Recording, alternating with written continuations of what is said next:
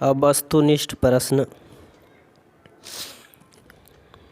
का अध्ययन करेंगे, जिसमें पहला प्रश्न है, पुष्प का कौन सा भाग परागकण बनाता है? बाह्यदल, पंखुड़ी, पुंकेसर, स्त्रीकेसर। तो पुष्प का पुंकेसर है जो परागकण बनाता है। ऑप्शन सी सही। दूसरा प्रश्न, शुक्राणु का निर्माण होता है वृषण में, गर्भाशय में, अंडाशय में, इनमें से सभी में। तो शुक्राणु का निर्माण वृषण में होता है। ऑप्शन ए सही।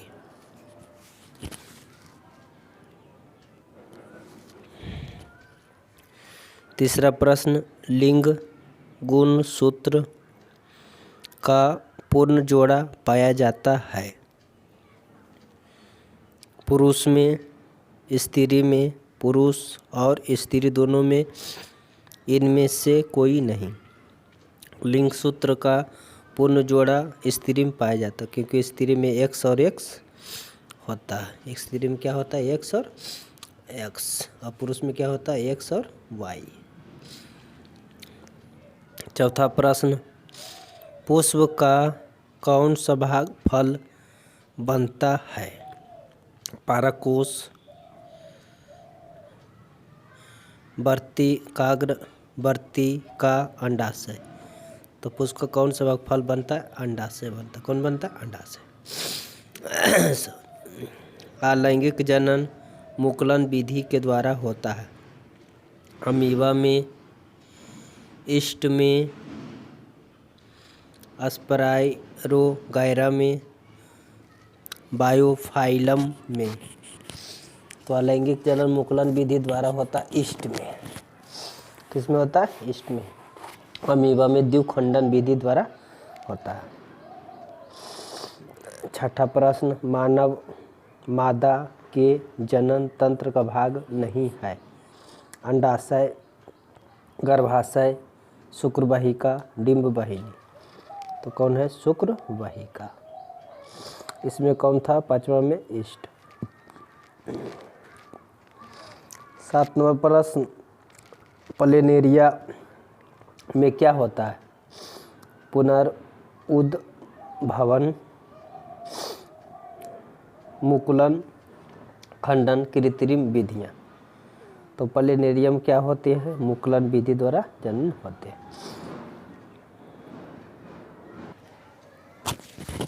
8 नंबर प्रश्न है, मानव जनन अंग किस आयु में परिपक्व एवं क्रियाशील होता है? 12 वर्ष, 18 वर्ष, 24 वर्ष, 8 वर्ष। तो मानव जनन अंग परिपक्व एवं क्रियाशील होते हैं 18 वर्ष। कितने? 18 वर्ष में। मुकुलन द्वारा पर जनन किस में होता है? अमीबा में, ईस्ट में, मलेरिया में, पारामीशियम में। मुकुलन विधि द्वारा प्रजनन किस में होता है? ईस्ट में। ऑप्शन बी सही। सॉरी। नर युग्मक एवं मादा युग्मक के संलयन को क्या कहते हैं? निषेचन, अंकुरन, परागन, किण्वन। तो नर युग्मक और मादा युग्मक के संलयन को क्या? निषेचन कहते हैं। ऑप्शन ए सही। 11 नंबर प्रश्न, अंडाणु निषेचित होता है योनि में, गर्भाशय में, फैलोपियन नलिका में, अंडाशय में। तो अंडाणु निषेचित किस में होता है? अंडाशय में। ऑप्शन नंबर डी सही। परागकोश में क्या होते हैं? बाह्यदल, अंडाशय, अंडक, परागकण। तो पारक कोश में क्या होता है? पारक कण होते हैं। ऑप्शन डी सही। 13 नंबर प्रश्न, निम्नलिखित कौन मानव में मादा जनन तंत्र का भाग नहीं? योनि, गर्भाशय, शुक्रवाहिका, डिंबवाहिनी। तो शुक्रवाहिका नहीं। नर में टेस्टोस्टेरोन का स्राव प्रायः कितने उम्र में प्रारंभ हो जाता है? 15 से 18, 18 से 20, 12 से 15। तो मानव में होता है 12 से 15। सी, ऑप्शन नंबर सी सही।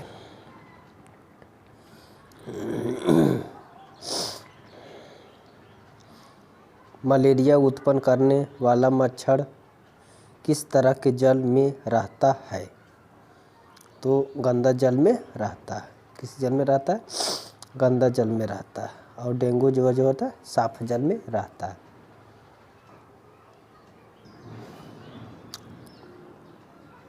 16 नंबर प्रश्न, हाइड्रा में किसके द्वारा अलैंगिक जनन होता है? खंडन से, कृत्रिम विधि से, पूर्ण जनन से, मुकुलन से।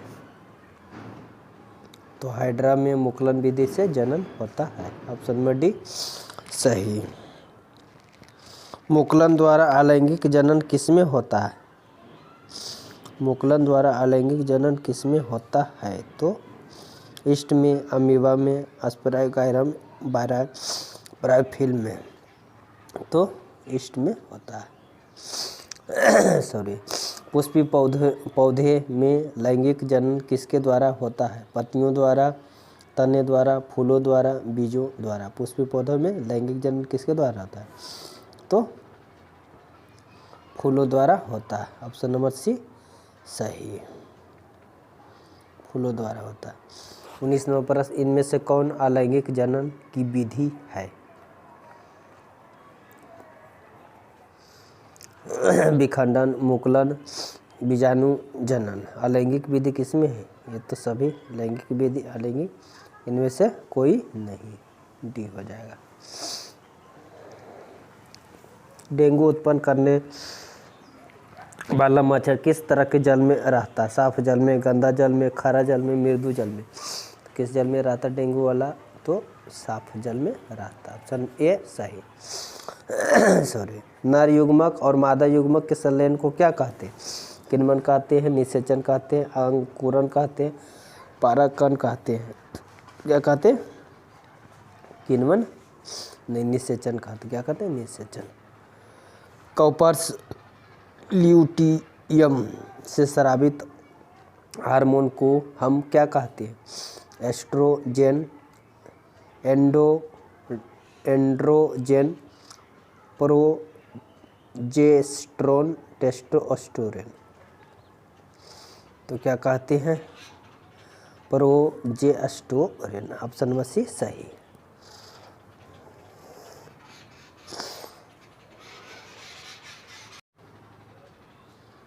तेईस नंबर प्रश्न है, निम्नलिखित में कौन एक प्रोटोजोआ जनित लैंगिक जनन संचारीय रोग है? Option A syphilis, B AIDS, C trichomoniasis, gonorrhoea. तो प्रोटोजोआ जनित रोग है ट्राइकोमोनियसिस। ऑप्शन नंबर सी सही। गनोरिया और सभी सिफिलिस विषाणु से होते हैं। 24 नंबर प्रश्न, स्त्रियों में संपन्न होने वाले प्रजनन चक्र को कहते हैं? संपन्न होने वाले को रजोधर्म, मासिक धर्म, मासिक चक्र, इनमें से सभी। तो स्त्री में संपन्न होने वाले प्रजनन चक्र को मासिक धर्म भी, रजोधर्म और मासिक चक्र सभी कहते हैं। ऑप्शन नंबर डी सही। 25 नंबर प्रश्न, फूल में नर प्रजनन अंग है? पुंकेसर, अंडक, वर्ती, काग्र, वर्तिका। नर प्रजनन विभाग होते हैं पुंकेसर। 26 नंबर प्रश्न, एक लिंगी पुष्प का उदाहरण है पपीता, सरसों, उड़हुल। इनमें से कोई नहीं। एक लिंगी पुष्प होते हैं पपीता का। 27 नंबर प्रश्न, निम्नलिखित में कौन विषाणु जनित लैंगिक जनन संचारीय रोग है? Syphilis, AIDS, trichomoniasis, cervix cancer. तो विषाणु जनित हो गया एड्स, बी।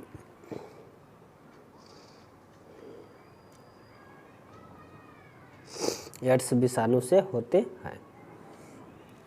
महिला में मासिक चक्र की अवधि क्या होती है? 30 दिन, 24 दिन, 28 दिन, 1 दिन। तो कितने दिन? 28 दिन होते हैं, सी।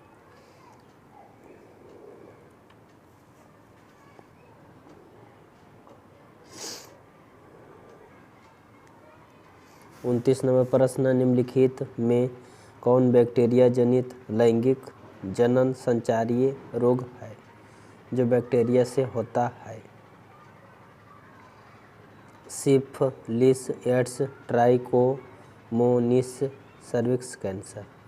तो सिफिलिस बैक्टीरिया से होता है, जीवाणु से होता है। 30 नंबर प्रश्न, मानव भ्रूण का विकास होता है अंडाशय में, गर्भाशय में, सर्विक्स में, अंडवाहिनी में। तो मानव भ्रूण का विकास कहाँ होगा? गर्भाशय में होता है। कहाँ होता है? गर्भाशय में होता है। किस प्रकार के जनन में जनक के शरीर से कलिका निकलती है? मुकुलन में, विखंडन में, अपखंडन में, बीजाणु जनन में। तो शरीर से कलिका निकलता है मुकुलन विधि में। स्त्री की सर के आधारीय भाग को क्या कहते हैं? वर्तिका, अंडाशय, वर्तिकाग्र, पुष्पासन। तो आधारी भाग को क्या कहते हैं? अंडाशय कहते हैं। क्या कहते हैं? अंडाशय कहते हैं। पुंकेसर के अग्रभाग को क्या कहते हैं? वर्तिका, परकोश, वर्तिकाग्र, परक नली। तो अग्रभाग को पुंकेसर के परकोश कहते हैं। निषेचन की क्रिया किस जीव में मुख्यतः होती है? अमीबा में, यीस्ट में, पुष्पी, पादप और जंतु में। तो ऑप्शन नंबर सी हो जाएगा, पुष्पी, पादप और जीव में निषेचन की क्रिया होती है। 35 नंबर प्रश्न है, निषेचन के फलस्वरूप अंडाशय की दीवारें बनाती है। क्या बनाती है? फूल बनाती है, फल बनाती है, बीज बनाती है, भ्रूण बनाती है। निषेचन के बाद अंडाशय की दीवारें फल बनाती है। क्या बनाती है? फल बनाती है। 36 नंबर प्रश्न, बीजांड की दीवारें मोटी होकर क्या बनाती है? फल, बीज, भ्रूण, बीज आवरण। तो मोटी होकर बीज आवरण बनाती है। निम्नलिखित में कौन सा भाग केवल पुरुष जनन अंग में पाया जाता है? फैलोपियन नलिका, लेबी माइनोरा, शुक्र वाहिका और परिपक्व पुटिका। तो शुक्र वाहिका मानव पुरुष जनन अंग होते हैं। ऑप्शन नंबर सी सही। निम्नलिखित में कौन लैंगिक जनन संचारीय रोग नहीं है? एड्स, गोनोरिया, सिफिलिस और टाइफाइड। तो एड्स भी है, गोनोरिया भी, सिफिलिस भी है, टाइफाइड संचारीय रोग नहीं है। 39 नंबर प्रश्न, गुणसूत्र कहाँ पाए जाते हैं? कोशिका के केंद्रक में, कोशिका के केंद्रक में, कोशिका में, केंद्रक में। इनमें से कोई नहीं। कहाँ पाए जाते हैं? कोशिका के केंद्रक में। डीएनए का पूरा नाम क्या होता है? Deoxy random nucleic acid, deoxy rhizome nucleic acid, deoxyribonucleic acid. तो इनमें से कोई नहीं, तो deoxyribonucleic acid option number C सही। 41वां प्रश्न, पुष्प में पौधा के नर भाग का क्या नाम है? अग्रभाग, अंडाशय, पुंकेसर, इनमें से कोई नहीं। तो फूल में पौधा के नर भाग को क्या कहते हैं? पुंकेसर कहते हैं। यौवन की आयु क्या होती है? लड़कियों में 10 से 12 वर्ष, लड़कियों में 15 से 18 वर्ष, लड़कियों में 8 से 10 वर्ष, इनमें कोई नहीं। तो अब पहले 12 से 14 थी, अब लड़कियों में 10 से 12 वर्ष हो गया। अंडोत्सर्ग कब होता है? रजोधर्म के 12-14 दिन के बाद, दूध 4 दिन के बाद, 14-18 दिन के बाद, इनमें से कोई नहीं है। तो 12 से 14 दिन के बाद, या 16-18 भी होते हैं। पुंकेसर के अग्र भाग को क्या कहते हैं? पारक नली, पर्तिका, वर्तिकाग्र, परागकोश। तो परागकोश कहते हैं। पता जीव किस प्रक्रम द्वारा अपनी संख्या में वृद्धि करते हैं? तो जनन द्वारा, प्रचलन द्वारा, पोषण द्वारा, जनन द्वारा। तो जनन द्वारा अपनी वृद्धि करते हैं। लड़कों में यौनावस्था के लक्षण नियंत्रित करने वाले हार्मोन को क्या कहते हैं? प्रोजेस्टेरोन, एस्ट्रोजेन, टेस्टोस्टेरोन और प्रोलैक्टिन। तो टेस्टोस्टेरोन होते हैं, पुरुष में पाए जाते हैं। 47 नंबर प्रश्न, निम्नलिखित में कौन मानव शुक्राणु में गुणसूत्र की संख्या दर्शाता है? 46, 23, 69, 22। तो मानव शुक्राणु में गुणसूत्र की संख्या 23 होती है और फिर अंडाणु में 23 होती है, दोनों मिलकर 46 हो जाती है। सिर्फ शुक्राणु कहते हैं तो 23 जोड़ा 23, फिर अंडाणु, दोनों मिलकर 46। प्लेनेरिया में अलैंगिक जनन किस विधि से होता है? तो बीजाणु जनन से, अपखंडन से, विखंडन से, मुकुलन विधि से। तो प्लेनेरिया में अलैंगिक जनन होते हैं अपखंडन विधि से, अपखंडन विधि। द्विखंडन और बहुखंडन विधि से उत्पन्न वंशजों को क्या कहा जाता है? अनुजात, मुकुल, शिष्ट, इनमें से कोई नहीं। द्विखंडन और बहुखंडन विधि से उत्पन्न वंशजों को अनुजात कहा जाता है। ऑप्शन ए सही। पौधों के मादा युग्मक को क्या कहते हैं? अंडाणु, भ्रूण, कोश, बीजांड या चैलेंज कहते हैं। तो पौधों में मादा युग्मक को अंडाणु कहते हैं। निषेचन के फलस्वरूप निर्माण होता है युग्मनज युग्मक का, अंडाणु का, बीजाणु का। तो युग्मनज का निर्माण होता है, निषेचन के बाद युग्मनज का निर्माण होता है। निम्नलिखित में कौन लैंगिक जनन संचारीय रोग है? एड्स, गोनोरिया, टाइफाइड, ए और बी दोनों। तो एड्स और गोनोरिया दोनों है, ऑप्शन नंबर डी सही। 53 नंबर प्रश्न, शुक्राणु का प्रमुख संग्रह स्थान क्या है? वृषण, शुक्राशय, प्रोस्टेट, एपिडाइडिमिस। तो शुक्राणु का प्रमुख संग्रह स्थान क्या है? एपिडाइडिमिस।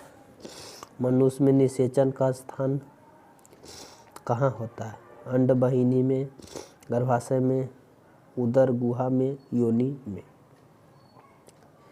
तो कहाँ होता है? अंडवाहिनी में। कहाँ होता है? अंडवाहिनी में निषेचन का स्थान होता है, जिसे फैलोपियन नलिका भी कहा जाता है।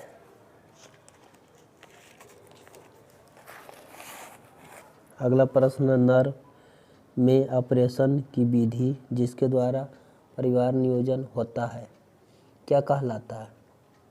वास्यकटोमी, एनाटोमी, ट्यूबेक्टोमी, माइक्रोटोमी। तो नर ऑपरेशन की जो विधि होती है उसे वास्यकटोमी कहते हैं। ऑप्शन ए सही, वास्यकटोमी। 56वां प्रश्न, जिस संरचना के द्वारा गर्भ पोषण और ऑक्सीजन प्राप्त करता है वह क्या कहलाता है? प्लेसेंटा, नाभि, रज्जु, गर्भाशय,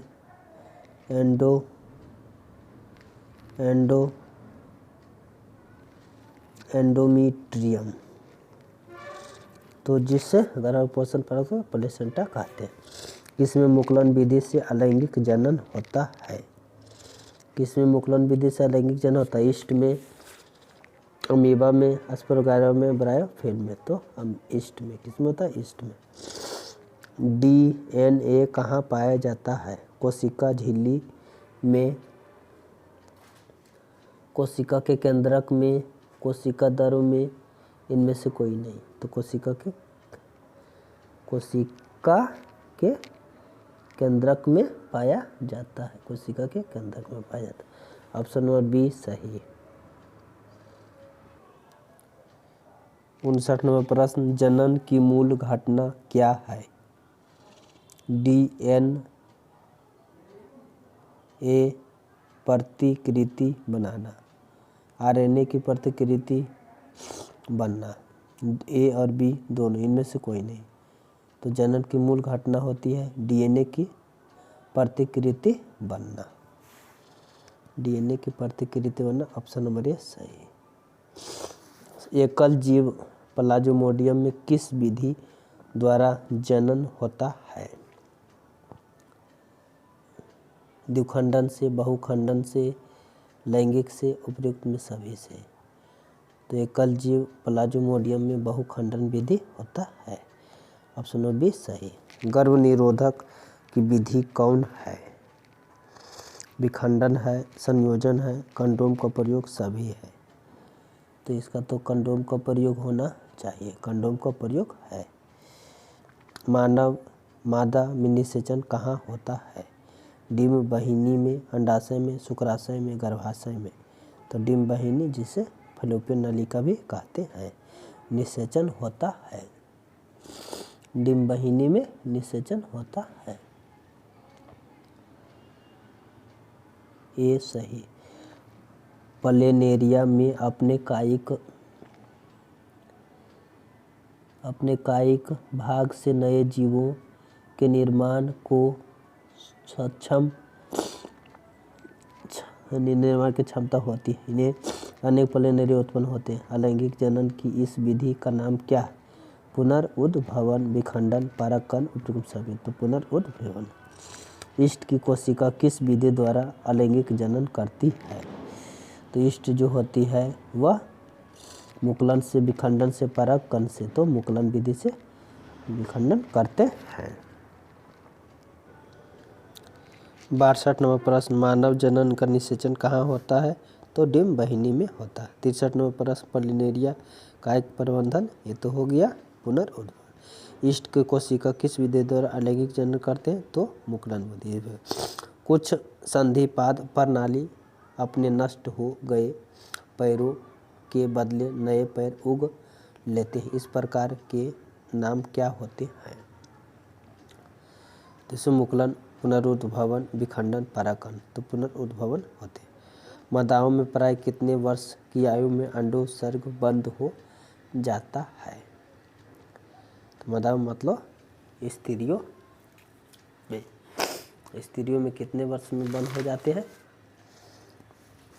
तो लगभग 50 वर्ष। कितने?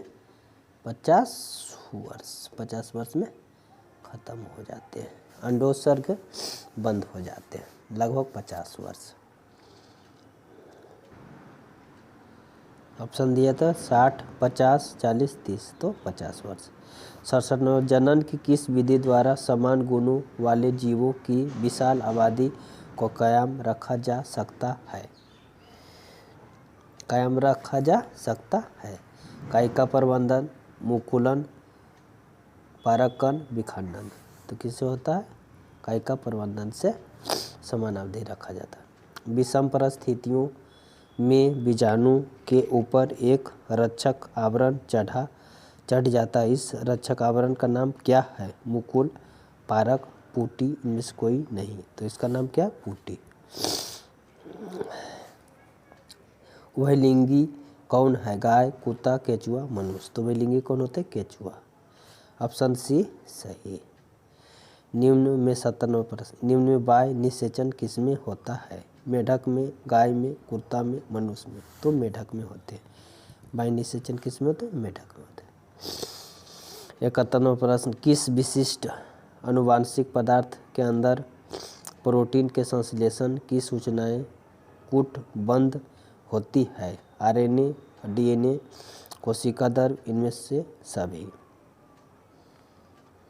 तो ये डीएनए से होती है। किससे होती है? डीएनए से होती है। 72वां प्रश्न, बेकारी वाले खमीर और अमीबा में किस विधि द्वारा लैंगिक अलैंगिक जनन होता है? ऑप्शन ए द्विखंडन विधि, बहुखंडन विधि, मुकुलन विधि, उभयलिंगी में सभी। तो खमीर में कौन सी भी विधि होती है? द्विखंडन विधि। क्या होती है? द्विखंडन विधि। ऑप्शन नंबर ए सही। 73वां प्रश्न, पुनर्उद्भवन क्रिया की खोज किस वैज्ञानिक ने की? डार्विन ने, लैमार्क ने, अरस्तू ने, ट्रैम्बले ने। तो पुनर्उद्भवन क्रिया की खोज किसने? ट्रैम्बले ने। ऑप्शन नंबर डी सही। किसने की? ट्रैम्बले ने। 74वां प्रश्न, किस संरचना द्वारा भ्रूण को मां के रुधिर से पोषण मिलता है? आप्रा से, गर्भाशय से, अंडाशय से, इनमें से कोई नहीं। तो आप्रा अनेक प्लेसेंटा से मिलती है। ऑप्शन नंबर ए सही। 75 नंबर, एक पौधा जिसके जड़ द्वारा कायिका प्रबंधन होता है, कायिका प्रबंधन किसमें होता है? गुलाब में, सागौन में, पत्थर चट्टा में, उपयुक्त सभी में। तो कायिका प्रबंधन किसमें होता है? सागौन, बी। ऑप्शन नंबर बी सही हो जाएगा, सागौन में। नर तथा मादा युग्मक के संलयन से बनी जीवित संरचना क्या है? शुक्राणु, अंडाणु, युग्म, नज। तो क्या होते हैं? युग्म नज होते हैं। गुलाब में क्या होता है? तना कायिक प्रबंधन, जड़ कायिक प्रबंधन, पत्ती कायिक प्रबंधन, इनमें से कोई नहीं। तो गुलाब के तना को है ना लगा सकते हैं। तना कायिक प्रबंधन गुलाब में होता है। 78वां प्रश्न, समान जीन संरचना वाले जीवों को क्या कहते हैं? कलोन कहते हैं, भ्रूण कहते हैं, शुक्राणु कहते हैं, एकलिंगी कहते हैं। तो समान जीव संरचना वाले जीवों को क्या कहते हैं? कलोन कहते हैं। ऑप्शन नंबर ये सही है। 79 नंबर, उभयलिंगी पौधा कौन है? गुलाब है, सरसों है, गुलाब उद्दी है, उपयुक्त सभी। तो सरसों है। कौन? उभयलिंगी जंतु सरसों, बी। 79 के बी। 80, निम्न में अंडा परजक कौन? मेढक, मनुष्य, गाय, कुत्ता। तो अंडा परजक कौन है?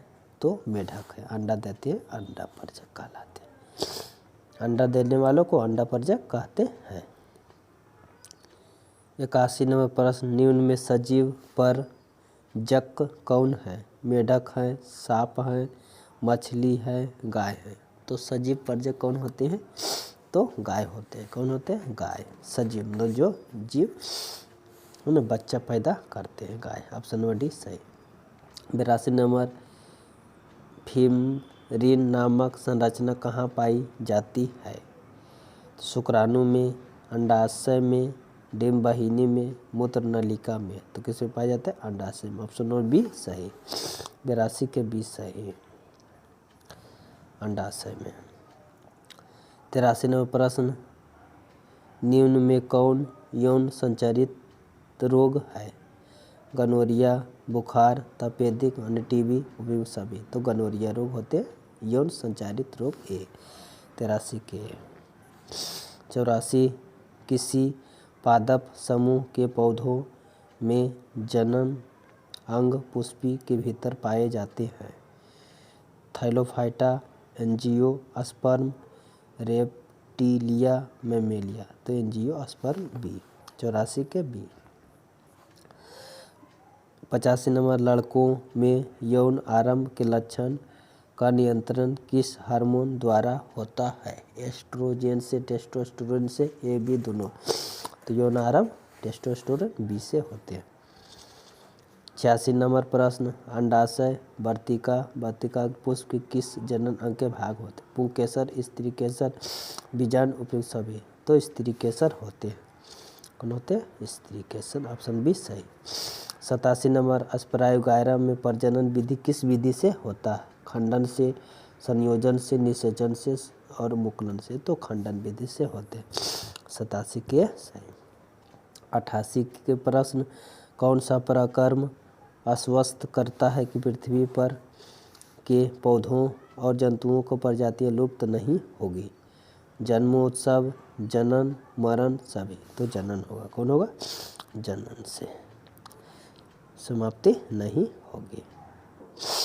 89 नंबर प्रश्न, वे पौधे जो अलैंगिक जनन करते हैं? सरसों, उड़हुल, गन्ना, आम। तो कौन से पौधे जो अलैंगिक जनन करते हैं? तो गन्ना। कौन करते हैं? गन्ना। 90 स्ट्रॉबेरी पौधा के प्राकृतिक जनन की विधि का नाम लिखें। दाब लगाना, कायिक प्रबंधन, मुकुलन, इनमें से कोई नहीं। तो कौन होगा? दाब लगाना, ए। 90 का ए।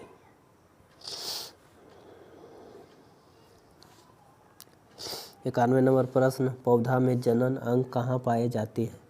तना में, जड़ में, पुष्प में, फल में। तो कहाँ पाए जाते हैं? पुष्प में जनन अंग। सिफिलिस किसके कारण होता है? जीवाणु से, विषाणु से, प्रोटोजो से, उपयुक्त सभी से। तो सिफिलिस जीवाणु से होता है। 93 नंबर प्रश्न, एड्स किसके कारण होता है? जीवाणु से, विषाणु से, प्रोटोजो से, उपयुक्त सभी से। तो जीवाणु से, विषाणु से होता है। एड्स किससे होता है? विषाणु से। एड्स होता है विषाणु से। अपनी आबादी को कायम रखने के लिए जीव क्या करते हैं? भोजन करते हैं, उत्सर्जन करते हैं,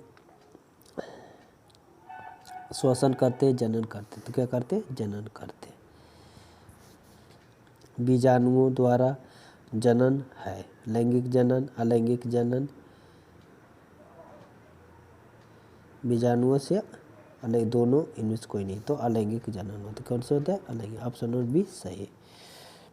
96 नंबर प्रश्न, एक लिंगी पादप जो कमजोर तने वाला और भूमि पर फैला होता है?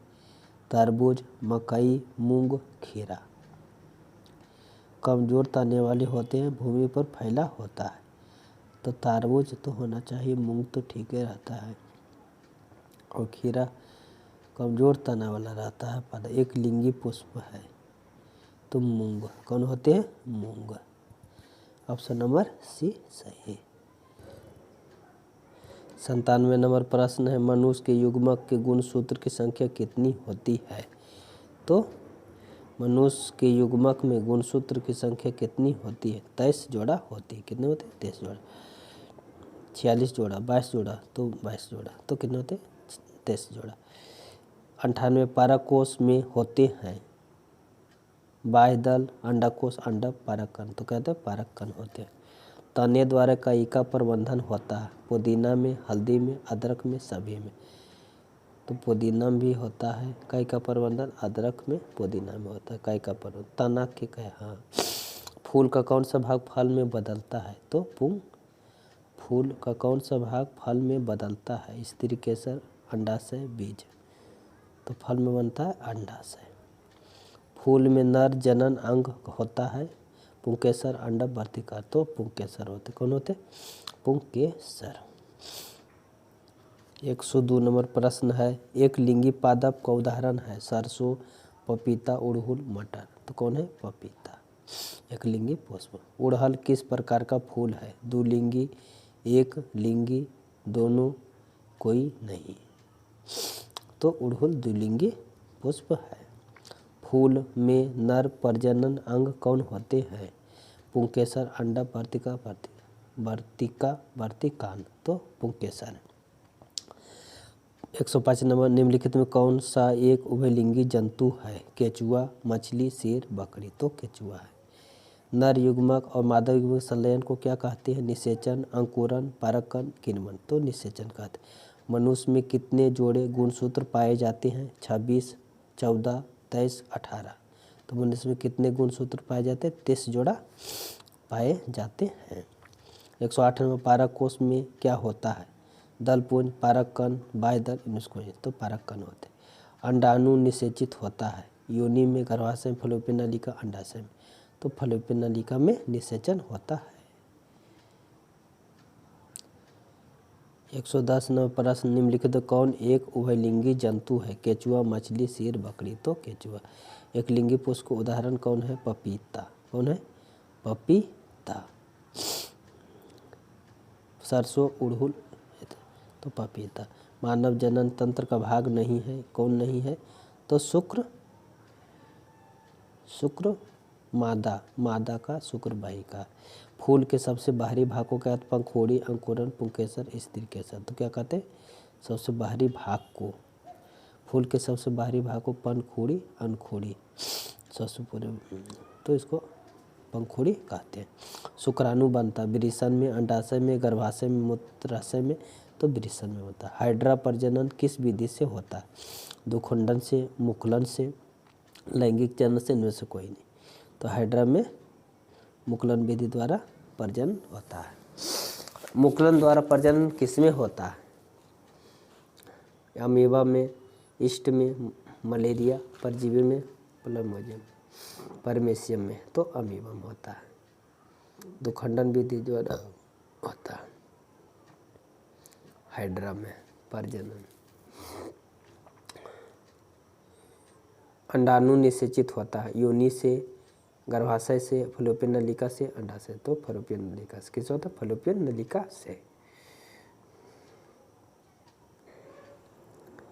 18 नंबर प्रश्न, पुष्पी पौधों में लैंगिक जनन किसके द्वारा होता है? पत्तियों द्वारा, तने द्वारा, फूलों द्वारा, बीजों द्वारा। पुष्पी पौधों में पुष्प फूलों द्वारा होता है। अलैंगिक जनन, लैंगिक जनन। पुष्पी पौधों में लैंगिक जनन किसके द्वारा होता है?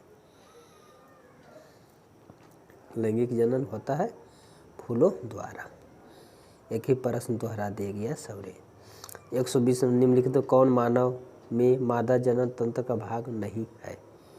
तो अंडाशय, गर्भाशय, शुक्रवाहिका, डीएनए। तो शुक्रवाहिका। अलैंगिक जनन मुकुलन द्वारा किस में होता है? अमीबा में, ईस्ट में, प्लाज्मोडियम, नेस्मानियम में। तो ईस्ट में। शुक्र गुणसूत्र कहाँ पाए जाते हैं? कोशिका में, उत्तक में, केंद्रक में, सभी में। तो कहाँ पाए जाते हैं? केंद्रक में। दुखंडन विधि से किस में प्रजनन होता है? अमीबा में, परमेसियम में, लेशमेनियम। तो किस में होता है? दुखंडन अमीबा। सॉरी। ईस्ट किस वर्ग के एकोषीय जीव है? तो शैवाल है, कवक है, जीवाणु, विषाणु है। तो ईस्ट है कवक। पुष्प के केंद्रक में अवस्थित मादा जनन अंग कौन होते? स्त्री केसर, पुंकेसर, परागकोश। तो स्त्री केसर होते हैं। 26 नंबर प्रश्न, पौधा के मादा युग्मक को क्या कहते हैं? अंडाशय, भ्रूणकोश, बीजांड, चैलेंजा। तो अंडाशय कहते हैं। अगला प्रश्न है, उभयलिंगी जंतु कौन नहीं है? घोड़ा, हाथी, हाइड्रा, मछली। तो इसमें हाथी और घोड़ा और मछली सभी उभयलिंगी जंतु नहीं, हाइड्रा होगा। उभयलिंगी जंतु कौन नहीं है? केचुआ, क्रीर, हाइड्रा, मछली। तो मछली नहीं। पुष्प के केंद्रक में अवस्थित मादा जनन अंग कौन है? तो मादा जनन अंग हो जाएगा स्त्री केसर। ईस्ट किस वर्ग के एक कोषीय जीव हैं? ईस्ट जो होते कवक होते। क्या होते? कवक। उभयलिंगी जीव कौन है? तो केचुआ है। वीडियो देखने के लिए आप लोग का धन्यवाद। Thank you. जय हिंद, जय भारत। भारत माता की जय। वंदे मातरम।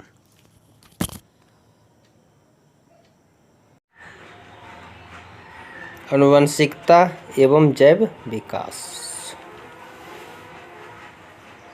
पहला प्रश्न है, यदि एक लक्षण ए अलैंगिक प्रजनन वाली समष्टि के 10% सदस्यों में पाया जाता है तथा लक्षण बी उसी समष्टि में 60% जीवों में पाया जाता है, तो कौन सा लक्षण पहले उत्पन्न हुआ होगा? लक्षण बी पहले उत्पन्न हुआ होगा क्योंकि इसका प्रतिशत ज़्यादा है। लक्षण ए केवल 10% जीवों में है। अलैंगिक प्रजनन में डीएनए प्रतिकृति के समय कम विभिन्नताएं होती है। दूसरा प्रश्न, विभिन्नताओं उत्पन्न होने से किसी स्पीशीज का अस्तित्व किस प्रकार बढ़ जाता है? पीढ़ी दर पीढ़ी जीवों के अनुसार स्वयं को बदलना पड़ता है व वातावरण के अनुसार अनुकूलित होने पर ही जीवित रह सकते हैं। अतः विभिन्नताओं के उत्पन्न होने से किसी स्पीशीज का अस्तित्व बदल जाता है तथा यह लैंगिक जनन में उत्पन्न होती है। अगला प्रश्न है, मेंडल के प्रयोगों द्वारा कैसे पता चला कि लक्षण प्रभावी अथवा प्रभावी होते हैं? मेंडल ने बौने व लंबे मटर के पौधों का संकरण किया। F1 प्रथम पीढ़ी में नहीं पौधे लंबे आकार के थे। इस प्रकार बौने F1 पीढ़ी में नहीं देखा। इसके पश्चात उसने दोनों तरह के पैतृक पौधे तथा F1 पीढ़ी का स्वपरागण कराया। अब उत्पन्न F2 के सभी पौधे लंबे नहीं थे। इसका निष्कर्ष निकला कि लंबे होने का लक्षण प्रभावी और बौने होने का लक्षण अप्रभावी है। मेंडल के प्रयोगों से कैसे पता चला कि विभिन्न लक्षण स्वतंत्र रूप से वंशा अनुगत होते हैं?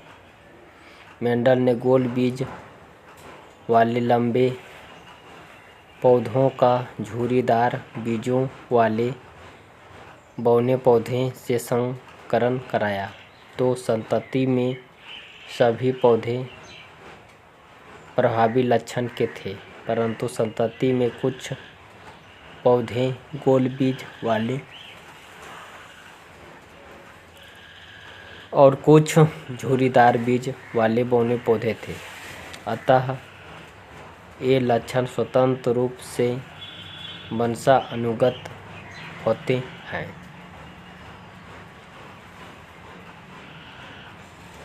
अगला प्रश्न है, एक ए रुधिर वर्ग वाला पुरुष एक स्त्री जिसका रुधिर वर्ग O है से विवाह करता है। उनकी पुत्री का रुधिर O है। क्या यह सोचना पर्याप्त है यदि आपसे कहा जाए कि कौन सा रुधिर विकल्प रुधिर A और O प्रभावी लक्षण है? यह सोचना पर्याप्त नहीं है। कुछ लक्षण जीनोम में निहित होते हैं, परंतु जानकारी के अनुसार हम कह सकते हैं कि रुधिर O वर्ग प्रभावी है। कुछ लक्षण जीन में छुपे होते हैं, केवल प्रभावी लक्षण दिखाई देते हैं।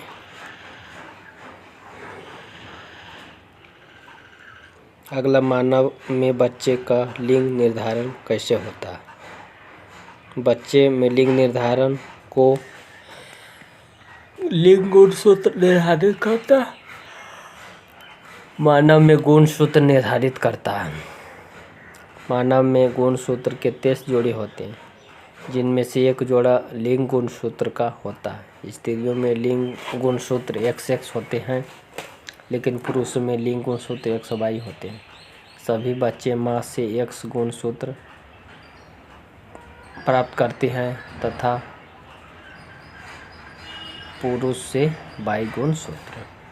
वे कौन से विभिन्न तरीके हैं जिनके द्वारा एक विशेष लक्षण वाले व्यक्ति जीवों की संख्या समष्टि में बढ़ सकती है। समष्टि की निम्नलिखित तरीके से बढ़ सकती है। समष्टि की वृद्धि लैंगिक प्रजनन पर आधारित है। विभिन्नताएं ही स्पीशीज को सुरक्षित रखती है। छोटे जीव बड़े जीवों से सुरक्षित रखने के लिए रंग भेद कर सकता है। छोटे समष्टि अधिक शिकार बनाती है, अतः आकार परिवर्तन के कारण भी मिष्टि बच सकती है। एक एकल जीव द्वारा उपार्जित लक्षण सामान्यतः अगली पीढ़ी में वंशगत नहीं होते हैं। क्यों? एक पीढ़ी से दूसरी पीढ़ी तक प्रभावी लक्षण डीएनए द्वारा स्थानांतरित होते हैं। उपार्जित लक्षण डीएनए में नहीं आते हैं, अतः अगली पीढ़ी में वंशगत नहीं होते। बाघों की संख्या में कमी आनुवंशिकता के दृष्टिकोण से चिंता का विषय क्यों है? पर्यावरण के अनुसार यदि कोई व्यक्ति अपने अंदर बदलाव उत्पन्न करता है तभी वह जीवित रह पाता है। बाघ पर्यावरण के अनुकूल परिवर्तन नहीं कर रहे हैं। पर्यावरण में मनुष्य के द्वारा आए दिन परिवर्तन हो रहे हैं। बाघ की संख्या दिन प्रतिदिन घटती जा रही है, जो चिंता का विषय है। वे कौन से कारक हैं जो नई स्पीशीज के उद्भव में सहायक होते हैं? तो कारक जो नवीन स्पीशीज के जन्म में सहायक होते हैं: शारीरिक लक्षणों में परिवर्तन और गुणसूत्रों की संख्या में परिवर्तन, विभिन्नता जिनमें जनन की क्षमता ना हो। उन अभिलक्षणों का एक उदाहरण दीजिए जिनका उपयोग हम दो स्पीशीज विकासीय संबंध निर्धारित करने के लिए करते हैं। दो स्पीशीज के विकास संबंधी उदाहरण पक्षियों, सरीसृप और जल स्थल चर की तरह ही स्तनधारियों के भी चार पैर होते हैं। चाहे उनके आधारभूत संरचना पर भिन्न कार्य संपन्न करने के लिए इनमें रूपांतरण हुआ हो। इस तरह समजात लक्षणों से ही हम इन संबंधों को समझ सकते हैं। क्या एक तितली और चमगादड़ के पंखों को समजात अंग कहा जा सकता है? और क्यों अथवा क्यों नहीं? ये समजात अंग नहीं, समरूप अंग कहलाते हैं। तितली और चमगादड़ के पंखों की संरचना अलग होती है और वे भी एक समान कार्य करते हैं। तितली के पंख हड्डियों नहीं होती है, जबकि चमगादड़ में होती है। जीवाश्म क्या है? वे जैव विकास प्रक्रम के विषय में क्या दर्शाते हैं? मृत जीवों के अवशेष, चट्टानों पर के चिन्ह, उम्र के साँचे, शरीर के छाप जो हजारों साल पूर्व जीवित थे, इस तरह के सुरक्षित अवशेष जीवाश्म कहलाते हैं। ये जीवाश्म हमें जैव विकास प्रक्रम के बारे में कई बातें बताते हैं, जैसे कौन से जीवाश्म नवीन है तथा कौन पुराने, कौन सी स्पीशीज विलुप्त हो गई। और यह जीवाश्म विकास विभिन्न रूपों तथा वर्गों का भी वर्णन करते हैं। क्या है कारण है कि आकृति, आकार, रंग, रूप में इतने भिन्नता दिखाई पड़ने वाले मानव एक ही स्पीशीज के सदस्य हैं? तो सभी मानव एक ही स्पीशीज के सदस्य हैं, जैसे कि उत्खनन, समय निर्धारण व जीवाश्म के अध्ययन के साथ डीएनए अनुक्रम का निर्धारण मानव के विभिन्न चरणों का ज्ञान होता है। मानव पूर्वजों का उद्भव अफ्रीका में हुआ था। अफ्रीका से पूर्वज विभिन्न क्षेत्रों में फैल गए तथा कुछ वहीं पर रह गए, अतः आभासी प्रजातियों का कोई जैविक आधार नहीं है।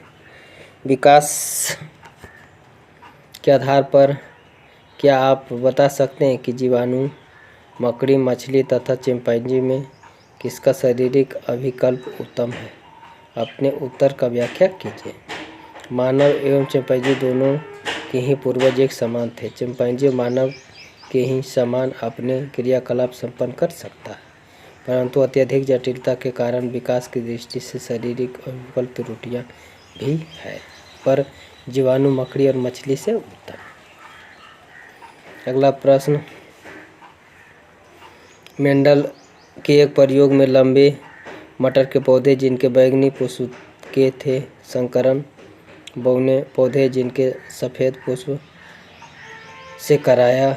इनकी संतति के सभी पौधे में पुष्प बैंगनी रंग के थे, परंतु उनमें से लगभग आधे बौने। इस तरह से कहा जा सकता है कि लंबे जनक पौधे आनुवंशिक संरचना निम्न थे। तो बड़ा टी, फिर छोटा टी और फिर WW बड़ा। समजात अंगों का उदाहरण है हमारा हाथ और कुत्ते का अग्रपद, हमारे दांत और हाथी के दांत, आलू और घास का उपयुक्त में से सब। विकासीय दृष्टिकोण से हमारा किससे अधिक समानता है? चीन के विद्यार्थी से। जैव विकास तथा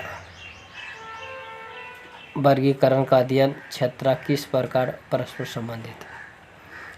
मानव के पूर्वज एक ही थे, धीरे धीरे जीवों का विकास हुआ तथा इसी विकास के कारण जीव सरलता से जटिलता की ओर अग्रसर हुआ तथा विभिन्न श्रेणियों में वर्गीकृत हुआ।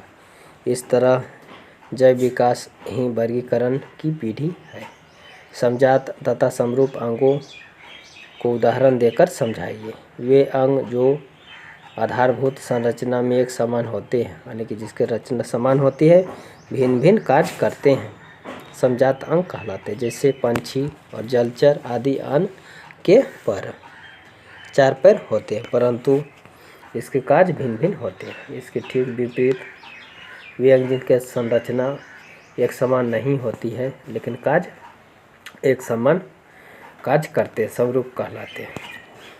चमगादड़ और पंछी के पंख। चमगादड़ के पंख द्विघरित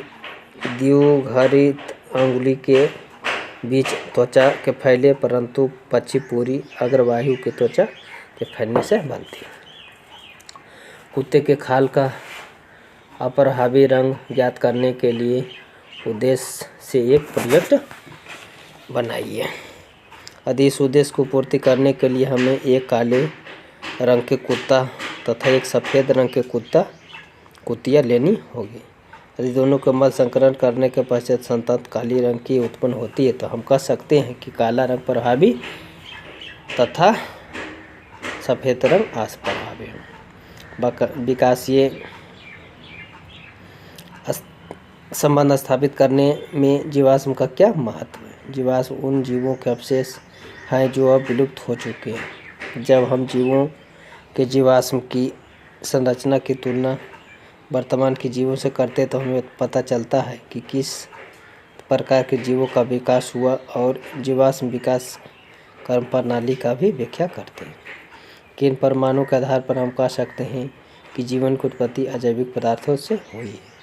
सन 1929 ईस्वी में ब्रिटिश वैज्ञानिक JBS हल्डेन ने बताया कि शायद कुछ जटिल पदार्थ कार्बनिक अणुओं के संश्लेषण हुआ जो जीवों के लिए आवश्यक थे। प्राथमिक जीव अन्य रासायनिक संश्लेषण द्वारा उत्पन्न हुए होंगे। इसके अमोनिया, मीथेन और हाइड्रोजन सल्फाइड के अणु, परंतु ऑक्सीजन के नहीं थे। 100% से अधिक सेल्सियस से कम ताप पर गैसों के मिश्रण में चिंगारियाँ उत्पन्न करने पर 1 सप्ताह बाद 15% का कार्बन सरल कार्बनिक यौगिक में बदल गए। इनमें अमीनो अम्ल भी संश्लेषित हुए जो प्रोटीन के अणुओं से बनाते। इस प्रकार अजैविक घटक होते हैं। संतति में नर और मादा जनक द्वारा आनुवंशिक योगदान में बराबर की भागीदारी किस प्रकार सुनिश्चित की जाती है? तो लैंगिक प्रजनन में जीन सेट केवल एक DNA श्रृंखला में नहीं होता। DNA के 2 स्वतंत्र अणु 2 गुणसूत्र मिलते हैं। लैंगिक जनन में संतान के 2 गुणसूत्र मिलते हैं, एक पिता से एक माता से। जो लक्षण प्रभावी होते हैं वही संतान में दिखाई देता है। केवल वे विकल्प जो एक जीव व्यष्टि के लिए उपयोगी होते हैं समष्टि में अपना अस्तित्व बनाए रखते हैं। क्या आप इस कथन से सहमत है और क्यों नहीं? हाँ, यह सत्य है। प्राकृतिक जीवों का चयन करती है और वे जीव विभिन्नता दर्शाते हैं तथा स्वयं को पर्यावरण के अनुकूल बना लेते हैं। जीवित रह पाते हैं। इसके विपरीत वे भिन्नता नहीं दर्शाते हैं, विलुप्त हो जाते हैं। उदाहरण, पर्यावरण के प्रतिकूलता में बाघों की संख्या में कमी आई है। मेंडल ने अपने प्रयोगों के लिए किस पौधा को चुना? तो मटर के पौधा, साधारण मटर के पौधा को चुना। जीन क्या होता है? जीन वह सूक्ष्मजीव आनुवंशिक इकाई है जो गुणसूत्रों में उपस्थित डीएनए का एक भाग होता है तथा लक्षण को एक पीढ़ी से दूसरी पीढ़ी में स्थानांतरित करते हैं। वीडियो देखने के लिए आप लोग का धन्यवाद। वीडियो अच्छा लगे तो आप लोग लाइक सब्सक्राइब ज़रूर करें। थैंक यू, धन्यवाद। जय हिंद, जय भारत, भारत माता की जय, वंदे मातरम। हेलो नमस्कार दोस्तों, कमल क्लास में आप लोग का स्वागत करता हूं, अभिनंदन करता हूं। आज हम लोग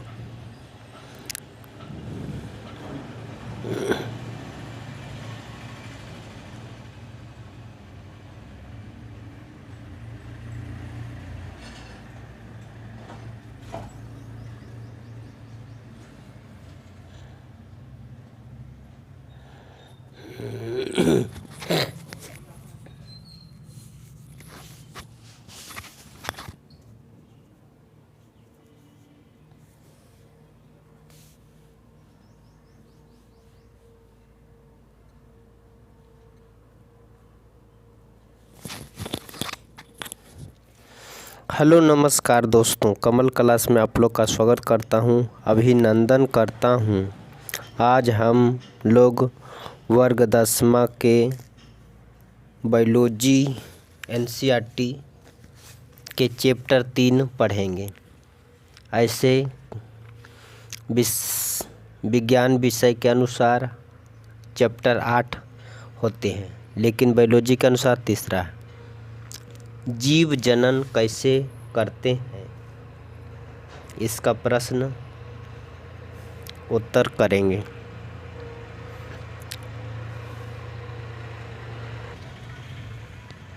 पहला प्रश्न है, डीएनए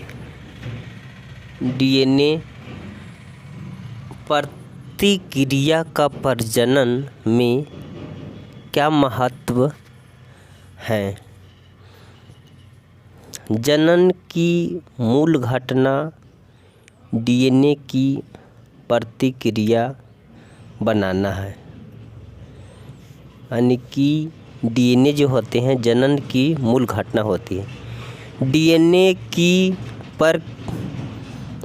प्रतिकृति बनाने के लिए कोशिकाएं विभिन्न रासायनिक क्रियाओं का उपयोग करती है।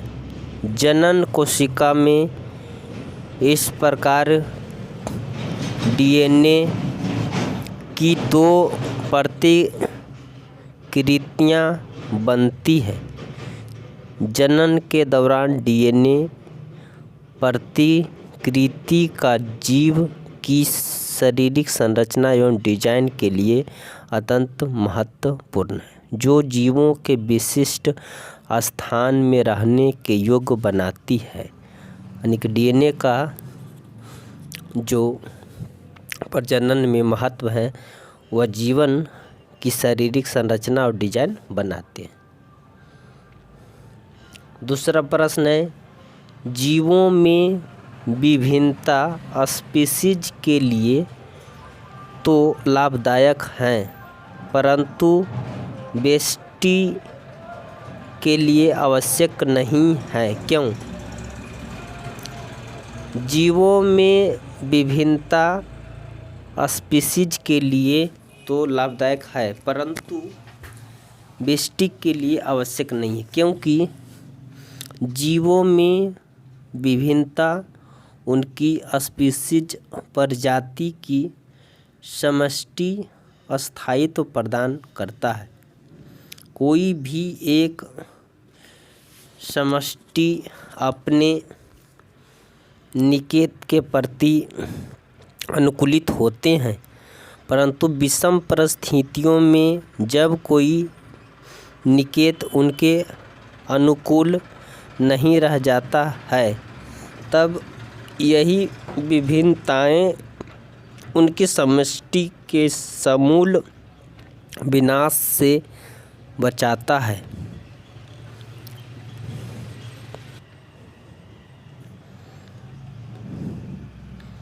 और उनके समष्टि में कुछ ऐसे भी जीव होते हैं जो उन विषम परिवर्तन का प्रतिरोध कर पाते हैं और वे जीवित बच जाते हैं, परंतु उनके समष्टि के कुछ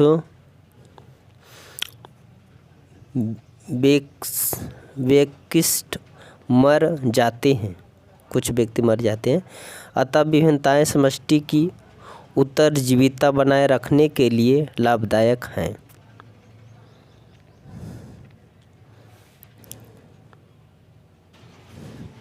अगला प्रश्न है, द्विखंडन बहुखंडन से किस प्रकार भिन्न है? द्विखंडन और बहुखंडन, इसमें विभिन्न अंतर हैं। द्विखंडन में इसमें जीव की कोशिकाएं दो भागों में विभाजित होती है। बहुखंडन में अनेक भागों में विभाजित हो जाती है। द्विखंडन में कोशिकाएं कुछ जीवों जैसे अमीबा में कोशिका का विभाजन किसी भी तल हो सकता है। लेशमानिया जैसे जीवों में कोशिका विभाजन एक निर्धारित तल से होता है। बहुखंडन में जीव अनेक संतति कोशिकाओं विभिन्न में विभाजित हो जाते हैं, जैसे प्लाज्मोडियम। प्लाज्मोडियम में बहुखंडन होते हैं और द्विखंडन होते हैं अमीबा में और लेशमानिया में।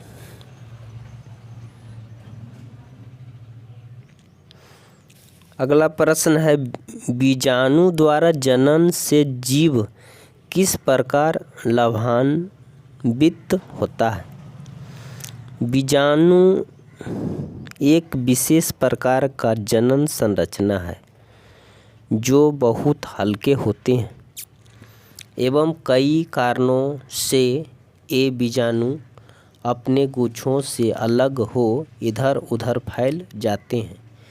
ये जीव के जनन भाग होते हैं जो विषम परिस्थितियों में इनकी मोटी भित्ति के कारण सुरक्षित रहते हैं और नम सतह के संपर्क में आते ही वृद्धि करने लगते हैं। अतः ये अनुकूलित परिस्थितियां में वृद्धित होते हैं। अगला प्रश्न है, कुछ पौधों को उगाने के लिए कायिक प्रबंधन का उपयोग क्यों किया जाता है? कुछ पौधों को उगाने के लिए कायिक प्रबंधन का उपयोग किया जाता है, क्यों? पहला है, जिन पौधों में बीज उत्पन्न करने की क्षमता नहीं होती है उनका प्रजनन कायिक प्रबंधन द्वारा किया जाता है।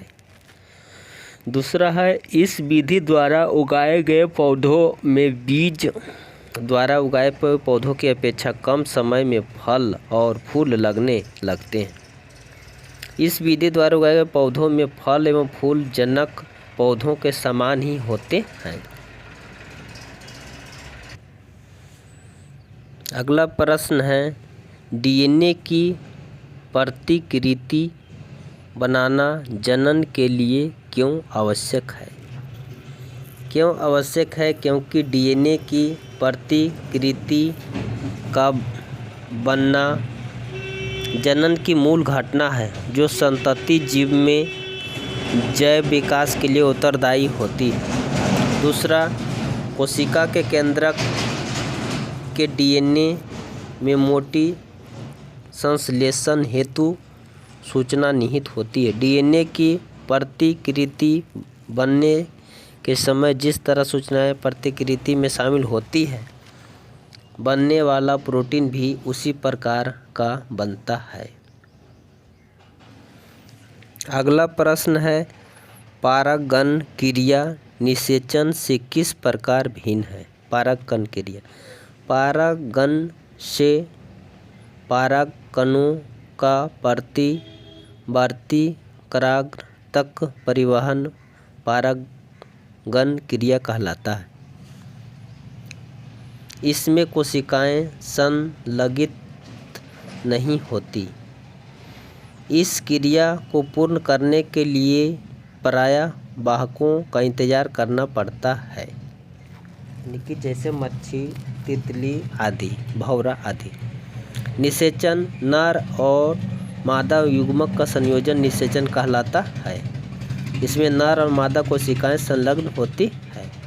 यह क्रिया स्वयं होती है। यह क्रिया स्वयं होती है। अगला प्रश्न है, शुक्राणु एवं प्रोस्टेट ग्रंथि की क्या भूमिका है? शुक्राणु एवं प्रोस्टेट ग्रंथि नर में होती है तथा इनका स्राव शुक्राणुओं को पोषण देता है। प्रोस्टेट ग्रंथि भी एक द्रव स्रावित करती है। इसी स्राव के माध्यम से शुक्राणु मादा जनन तंत्र में स्थानांतरित होते हैं, अतः ये जनन क्रिया के लिए महत्वपूर्ण नर ग्रंथि है। अगला प्रश्न है, यौवन आरंभ के समय लड़कियों में कौन से परिवर्तन दिखाई देते हैं? तो यौवन आरंभ के समय लड़कियों में दिखाई देने वाले परिवर्तन, जनन अंग के आसपास बाल आते हैं, बच्चों के आकार में वृद्धि होता है, रजोस्राव आरंभ हो जाता है।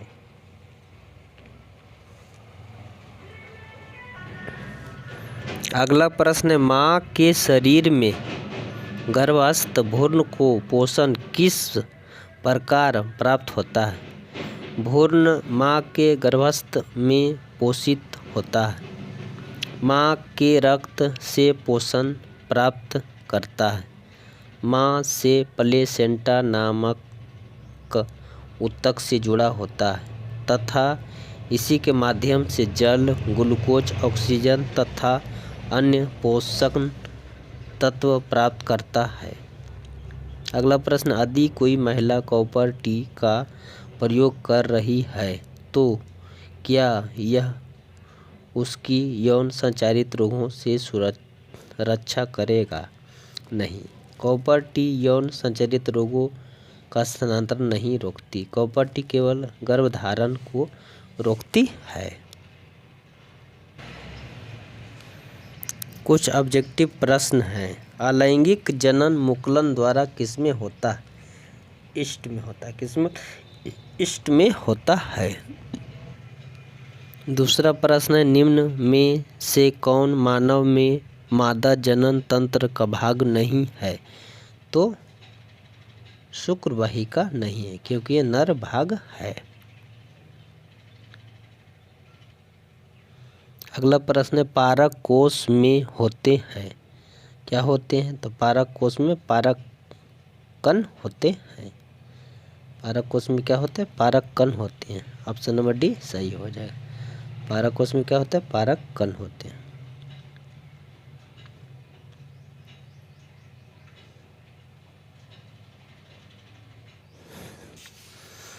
अगला प्रश्न है, अलैंगिक जनन की अपेक्षा लैंगिक जनन के क्या लाभ हैं?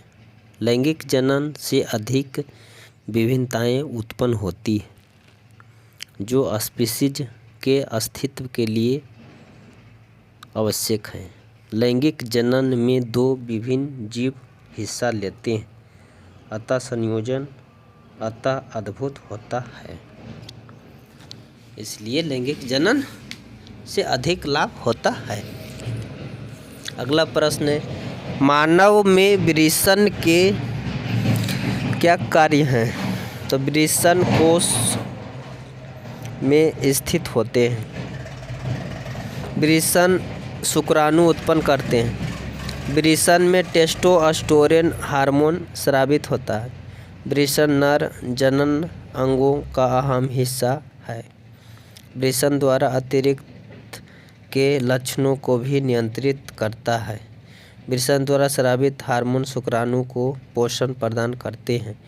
इसके अतिरिक्त ये स्राव ही शुक्राणुओं के मादा स्थानांतरण में सहायक होते हैं। अगला प्रश्न है, ऋतुस्राव क्यों होता है? अंडाणु का निषेचन शुक्राणुओं द्वारा होता है। ऐसा न होने पर अंडाणु लगभग 1 दिन तक जीवित रहता है। इसके पश्चात गर्भाशय की मोटी तथा स्पंजी दीवार टूटकर रक्त और म्यूकस में बदल जाती है और यह स्राव मादा योनि के रास्ते स्रावित हो जाता है। इसे ऋतुस्राव कहते हैं। यह स्राव हर माह होता है।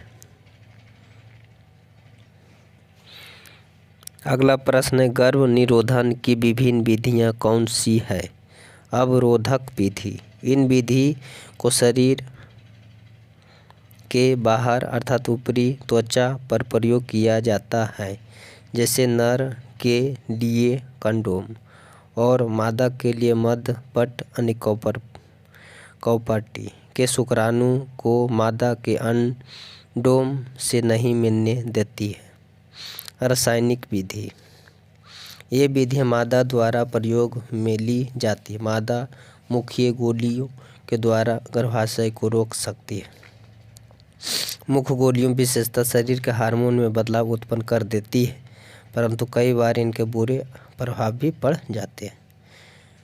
तीसरा है, लूप या कौपट्टी गर्भाशय में स्थापित करके भी गर्भधारण को रोका जा सकता है।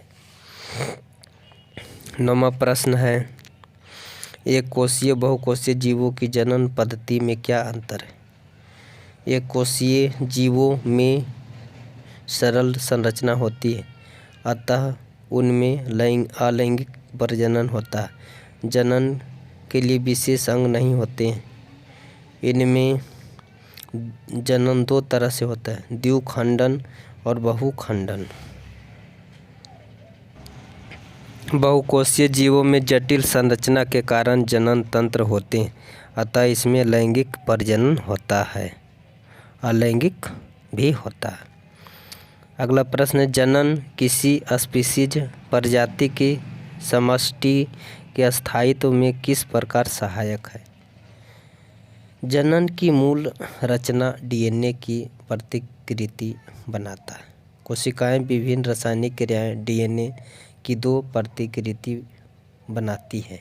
यह जीव की संरचना एवं पैटर्न के लिए उत्तरदायी है। डीएनए की ये प्रतिकृतियां अलग होकर विभाजित होती है और 2 कोशिकाओं का निर्माण करती है। इस प्रकार कुछ विभिन्नता आती है जो स्पीशीज के अस्तित्व के लिए लाभप्रद है। अगला प्रश्न है, गर्भ निरोधक युक्ति अपनाने के क्या कारण हो सकते हैं? गर्भ निरोधक युक्ति गर्भधारण को रोकने हेतु अपनाई जाती है। जीव प्रजनन क्रिया करते हैं एवं जीव की वृद्धि करते हैं। इस प्रकार यदि यह क्रिया निरंतर चलती रही तो पृथ्वी पर जनसंख्या विस्फोट हो जाए। इसके अतिरिक्त गर्भधारण के समय स्त्री के शरीर पर विपरीत प्रभाव पड़ता है, अतः अधिक बार यह क्रिया उसके लिए हानिकारक हो सकती है। इस प्रकार गर्भ निरोधक युक्तियाँ परम आवश्यक हैं। अगला प्रश्न है, कुछ प्रश्न। यौवन आरंभ क्या है? किशोर अवस्था की वह अवधि जिसमें जनन ऊतक परिपक्व होना आरंभ करते हैं यौवन आरंभ कहलाता है। दूसरा प्रश्न है, यह किन शारीरिक परिवर्तनों के साथ शुरू होता है? इसमें लड़कों और लड़कियों के यौन आरंभ निम्न शारीरिक परिवर्तन के साथ आरंभ होता है। लड़कों में दाढ़ी मूंछ का आना, आवाज़ में भारीपन, कांच, जनन अंग क्षेत्र में बाल का आना, त्वचा तैलीय हो जाना आदि।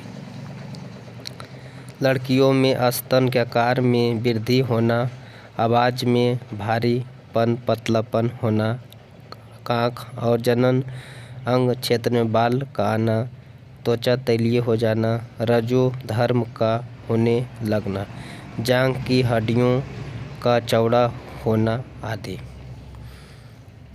लड़कियों। अगला प्रश्न, लड़के तथा लड़कियों में यौन आरंभ कब शुरू होता है?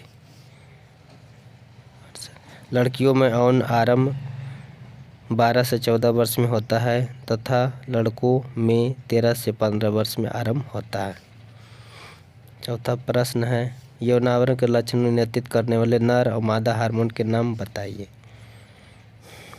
नर हार्मोन टेस्टोस्टेरोन है और मादा हार्मोन एस्ट्रोजेन और प्रोजेस्टेरोन है।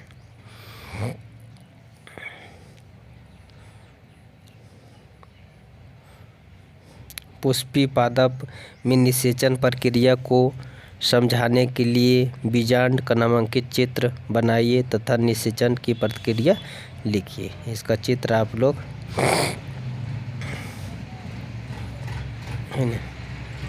स्क्रीनशॉट लेकर बना लीजिएगा।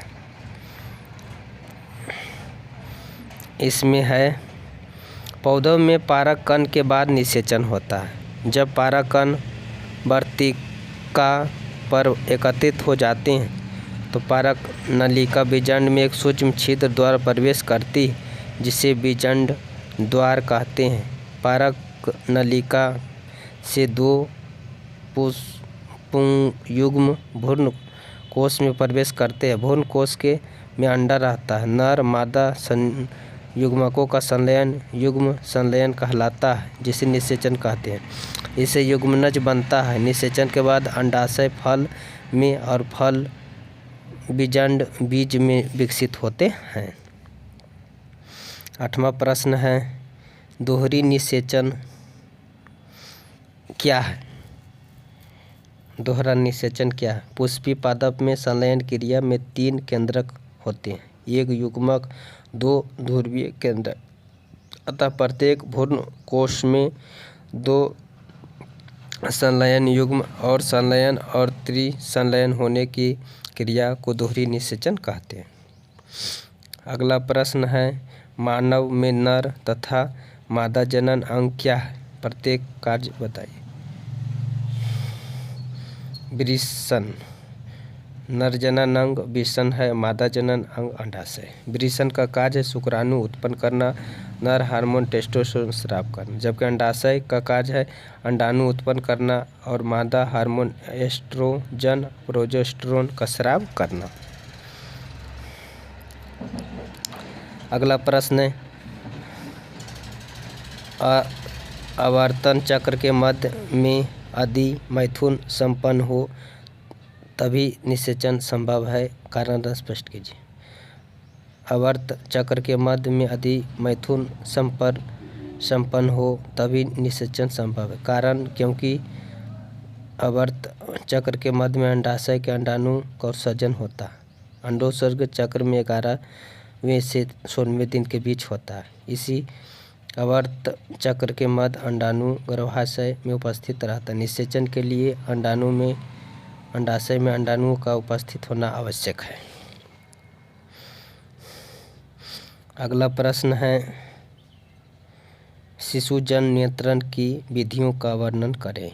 रोधी विधि। रोधी विधि में कंडोम, मध्य, पट, गर्भ ग्रीवा जैसे भौतिक क्रियाएं उपयोग होती हैं। रासायनिक क्रिया महिलाओं को गर्भ निरोधक औषधियों का उपयोग रासायनिक विधि कहलाती है। गर्भ निरोधक गोलियां माला डी आदि होती है। शल्य क्रिया विधि में पुरुष नसबंदी वासोकटोमी और स्त्री में स्त्री नसबंदी ट्यूबोकटोमी कहते हैं। IUCD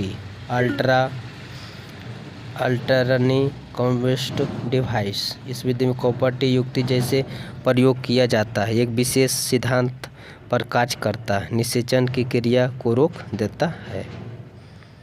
IUCD इंट्रायूटेराइन कॉन्सेवेटिक devices. HIV human immuno virus. AIDS का full form acquired immunodeficiency syndrome. OC oral contraceptive. जन्म नियंत्रण की सरल विधियाँ हैं पुरुष नसबंदी और स्त्री नसबंदी।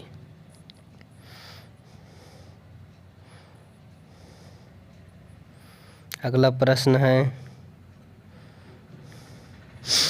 लैंगिक संचारीय रोगों को परिभाषित कीजिए और इनके 2 उदाहरण भी दीजिए। कुछ संक्रामक रोग लैंगिक संसर्ग द्वारा संक्रमित व्यक्ति स्वस्थ व्यक्ति में फैलते हैं, ऐसे रोगों लैंगिक संचारित रोग कहते हैं, जैसे सूजाक, गनोरिया, सिफिलिस, एड्स आदि लैंगिक संचारीय रोग है। आवर्त चक्र का वर्णन करिए। प्रत्येक 28 दिन बाद अंडाशय तथा गर्भाशय में होने वाली घटना ऋतुस्राव द्वारा चिन्हित होती है। आवर्त चक्र स्त्रियों के लैंगिक चक्र कहलाती है। द्विखंडन विधि बहुखंडन विधि में क्या अंतर है? जब एक जीवाणु एक कोशीय जीव से 2 नए जीव उत्पन्न होते हैं द्विखंडन कहलाते हैं। बहुखंडन में पहले केंद्रीय विभाजन होता है और फिर कोशिका द्रव्य का छोटा सा खंड संतति केंद्र के चारों ओर वह झिल्ली निर्मित करते हैं जिनकी संतति कोशिका होती है और उतनी संतति जीव बनते हैं। इस प्रकार बहुविखंडन में बहुविखंडन कहते हैं। उत्तक संवर्धन तकनीक क्या है? इस तकनीक का उपयोग किस प्रकार के पौधों संवर्धन के लिए किया जाता है?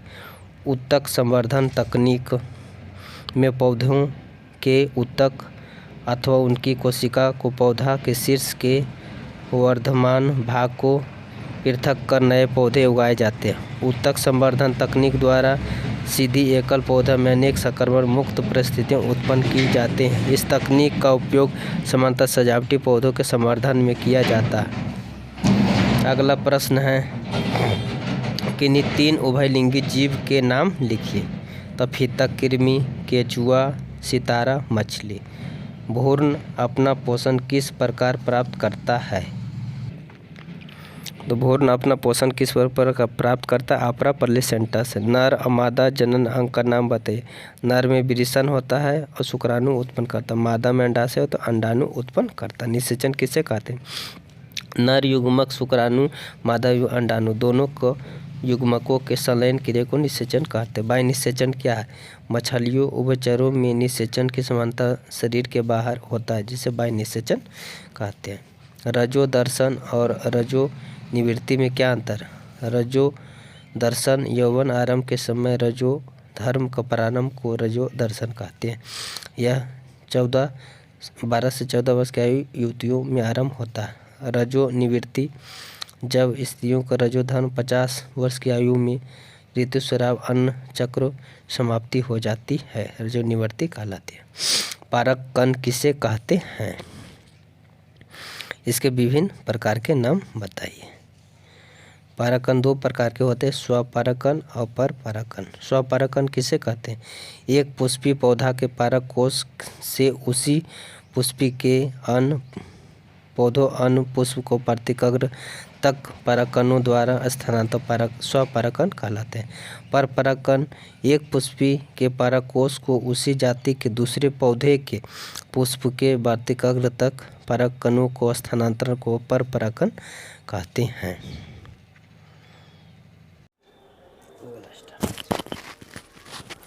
हेलो नमस्कार दोस्तों, कमल क्लास में आप लोग का स्वागत करता हूँ, अभिनंदन करता हूँ। आज वर्ग 10वां के बायोलॉजी एनसीईआरटी के चैप्टर 4 पढ़ेंगे, जिसके सभी वस्तुनिष्ठ प्रश्न करेंगे। पहला प्रश्न है, मानव शरीर के किसी समान कोशिका में गुणसूत्रों के कितने युग्म होते हैं? ऑप्शन 1 21, दूसरा 22, तीसरा 23, चौथा 46। तो कितने गुणसूत्र के युग्म होते हैं?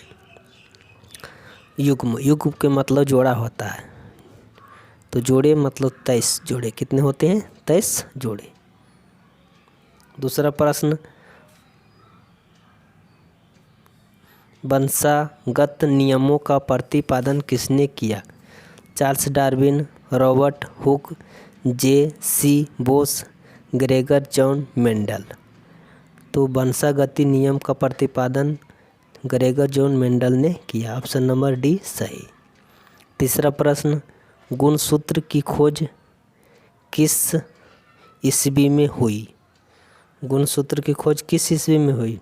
1876, 1870, 1879, 1875। तो गुणसूत्र की खोज 1875 ईस्वी में हुआ। ऑप्शन डी सही। चौथा प्रश्न, अड़हुल किस प्रकार का फूल है? द्विलिंगी,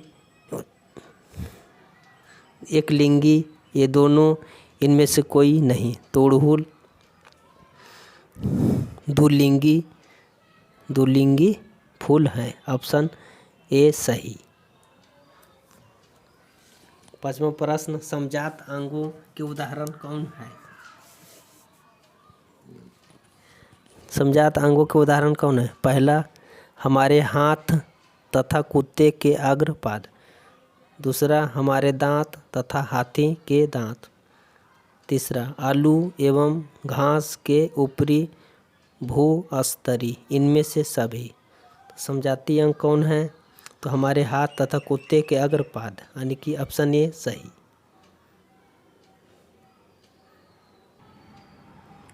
छठा प्रश्न, निम्नलिखित में से कौन एक उभयलिंगी जंतु है?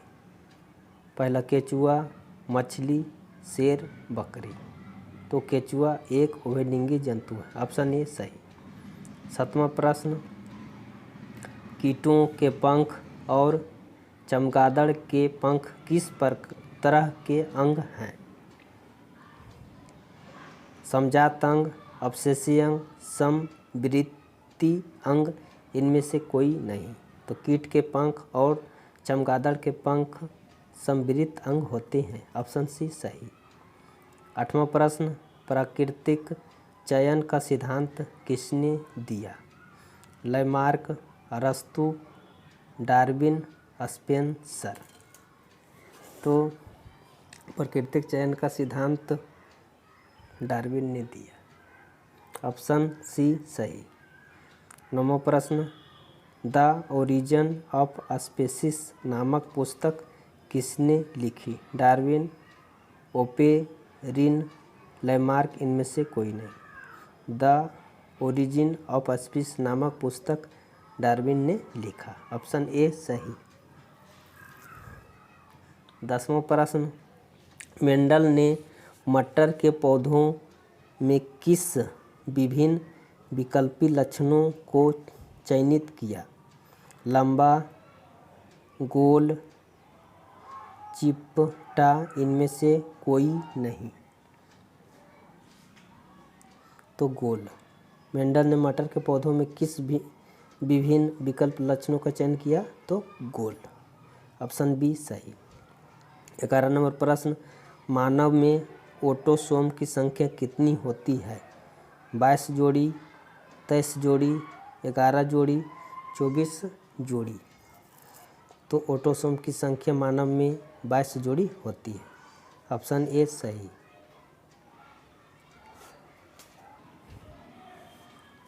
12 नंबर प्रश्न, मनुष्य में लिंग निर्धारण करता है?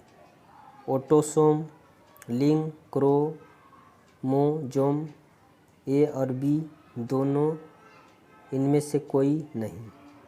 तो मनुष्य में लिंग निर्धारण लिंग क्रोमोसोम करते हैं, जिसकी संख्या 1 जोड़ा होती है। 13 नंबर प्रश्न, मानव युग्मक में गुणसूत्र की संख्या होती है? 22, 23, 11, 24। तो मानव युग्मक में गुणसूत्र की संख्या 23 होती है। पुरुष में 23 और स्त्री में 23, मिलाकर 46। 14 नंबर प्रश्न, मेंडल के एक संकरण प्रयोग के दौरान F2 पीढ़ी में लंबे एवं बौने पौधे का लक्षण प्रारूपी अनुपात फेनोटाइप्स रेशियो क्या है? 1:2:1, 3:1, 9:7, 2:1। तो मेंडल के एक संकरण प्रयोग के दौरान F2 पीढ़ी के में लंबे एवं बौने पौधे का लक्षण प्रारूपी अनुपात 3:1 होती है। ऑप्शन नंबर बी सही। 15 नंबर प्रश्न, मानव शरीर में लगभग कितने जीन होते हैं? 10,000 से 40,000 तक, 30,000 से 40,000 तक, 30,000 से 60,000 तक। तो मानव शरीर में 30,000 से 40,000 जीन होते हैं। ऑप्शन नंबर बी सही। 16 नंबर प्रश्न, बच्चे के लिंग का निर्धारण किस गुणसूत्र पर निर्भर करता है? पिता के X गुणसूत्र पर, माता के Y गुणसूत्र पर, पिता के Y गुणसूत्र पर, इनमें से कोई नहीं। तो बच्चे के लिंग निर्धारण का गुणसूत्र होते हैं पिता के Y गुणसूत्र, पिता के Y गुणसूत्र, क्योंकि पिता में X और Y होता है, माता में XX होता है, इसलिए। 17 नंबर प्रश्न है, उस पौधे का नाम बताइए जिस पर मेंडल ने प्रयोग किए थे। धान का पौधा, गेहूं का पौधा, मटर का पौधा, इनमें से कोई नहीं। तो मेंडल ने जिस पौधा पर प्रयोग किया उसका नाम था मटर का पौधा। ऑप्शन नंबर सी सही, मटर का पौधा। 18 नंबर प्रश्न, मेंडल के मटर कुल के पौधे पायसम सेटिवम के कुल कितने जोड़े विकल्पी लक्षणों का अध्ययन किया? 2 जोड़े, 3 जोड़े, 5 जोड़े, 7 जोड़े। तो मेंडल ने मटर के कुल पौधे के कुल 7 जोड़े के लक्षणों का अध्ययन किया। 19 नंबर प्रश्न, मेंडल ने अपने प्रयोग में किस पौधा का चयन किया था? मटर का पौधा, सेम का पौधा, चना का पौधा, इनमें से सभी। तो मेंडल ने मटर के पौधा का चयन किया था। जीव विज्ञान की वह शाखा जिसमें जीवों के आनुवंशिकता एवं विभिन्नता का अध्ययन किया जाता है क्या कहलाता है? जेनेटिक्स, कर्म विकास, इकोलॉजी, हिस्टोलॉजी। तो जीव विज्ञान की वह शाखा जिसमें जीवों के आनुवंशिकता का अध्ययन किया जाता है जेनेटिक्स कहलाता है। ऑप्शन नंबर ए सही। पुरुष में कौन सा लिंग गुणसूत्र होता है? XY, XX गुणसूत्र, YX गुणसूत्र, YY गुणसूत्र। तो पुरुष में XY गुणसूत्र होता है। ऑप्शन नंबर ए सही। 22 नंबर प्रश्न, किसी जीव की जीनी संरचना कहलाती है?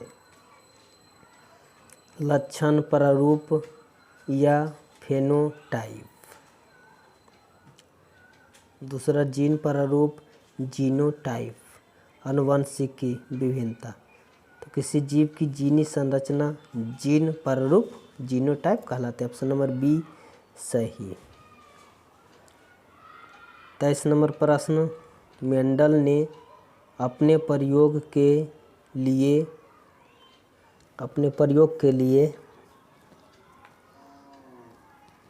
बगीचा में उगाए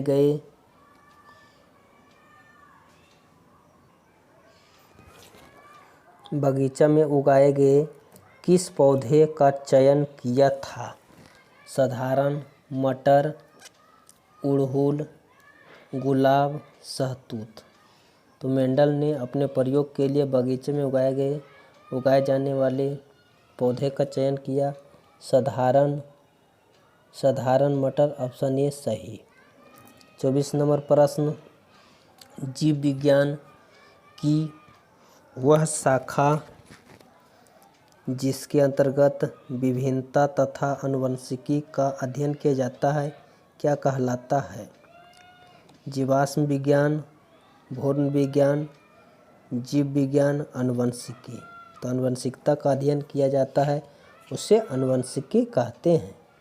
ऑप्शन नंबर डी सही। 25 नंबर प्रश्न, अफ्रीकी मानव का सबसे निकट संबंध क्या है? चिंपैंजी, गोरिल्ला, बंदर, गिलहरी। तो अफ्रीकी मानव के सबसे निकट का संबंध है चिंपैंजी से। किससे है? चिंपैंजी से।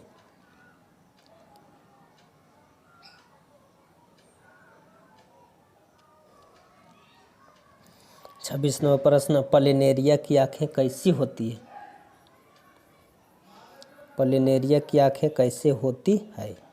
बहुत साधारण, संयुक्त, हमारी आँख की तरह, मेढक की आँख की तरह। तो प्लेनेरिया की आंखें बहुत साधारण होती है।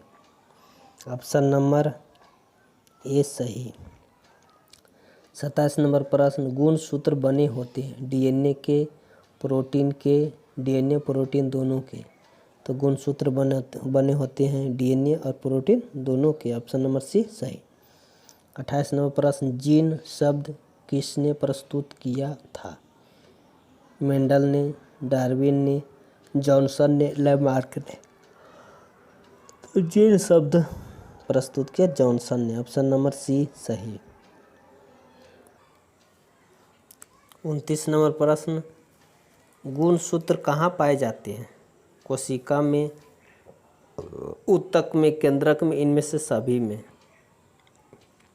तो गुणसूत्र पाए जाते हैं केंद्रक में। ऑप्शन सी सही। 30 नंबर प्रश्न, जीवन उत्पत्ति के समय पृथ्वी का वातावरण कैसा था? उपचायक, अपचायक, उपचायक, अपचायक दोनों, इनमें से कोई नहीं। तो जीवन उत्पत्ति के समय पृथ्वी का वातावरण अपचायक थे। ऑप्शन नंबर बी सही, अपचायक।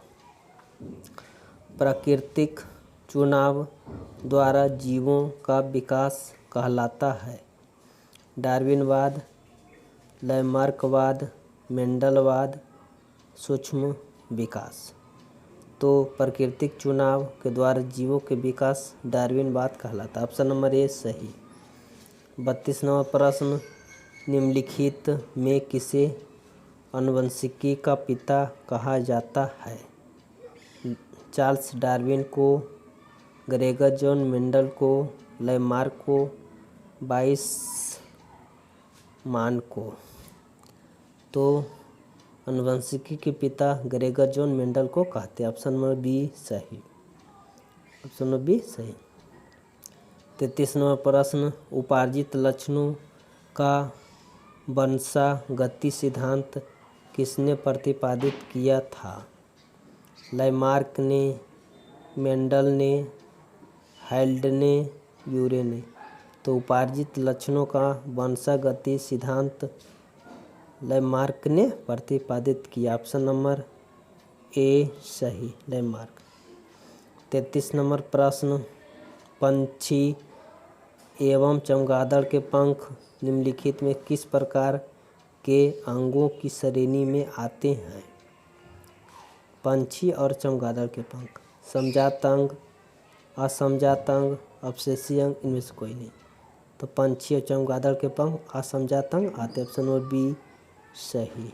ऑप्शन नंबर बी सही। 35 नंबर प्रश्न, निम्नलिखित में कौन स्त्रियों में पाए जाने वाला लिंग क्रोमोसोम का जोड़ा है? XX, XY, YY, XO।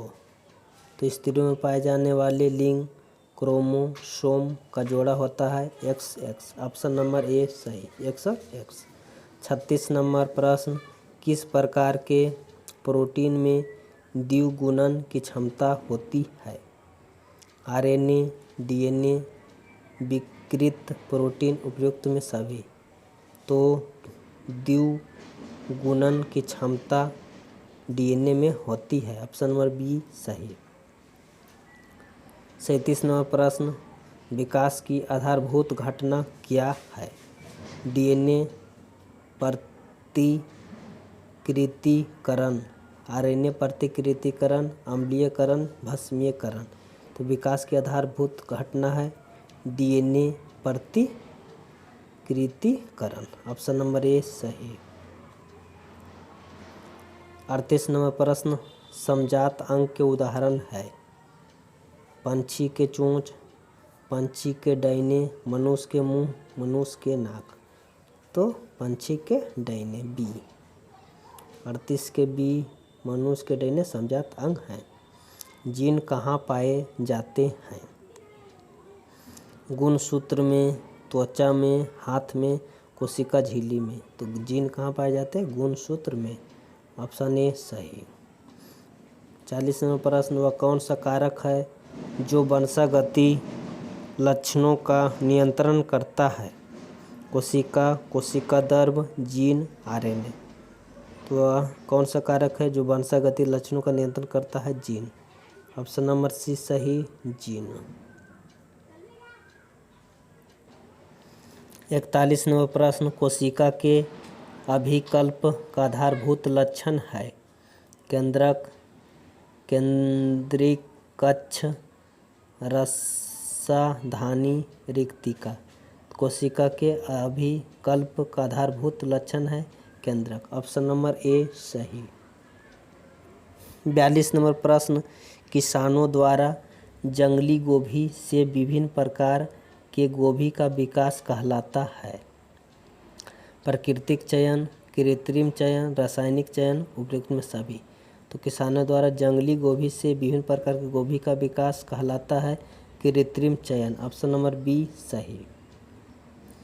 43 number प्रश्न, डायनासोर किसका उदाहरण है? सरीसृप का, मैमेलिया का, थैलोफाइटा का, उपयुक्त में सभी। तो डायनासोर सरीसृप होते हैं। ऑप्शन नंबर ए सही, सरीसृप।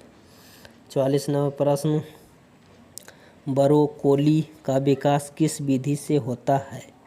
कृत्रिम चयन, प्राकृतिक चयन, रासायनिक चयन, उपयुक्त में सभी। तो ब्रोकोली का विकास कृत्रिम चयन से होता है। ऑप्शन नंबर ए सही। 45 नंबर प्रश्न, किस स्थान को मानव का उद्गम स्थान माना जाता है? अमेरिका, रूस, अफ्रीका, नेपाल। तो किस स्थान को मानव का उद्गम स्थान माना जाता है? Africa. Option number C Africa.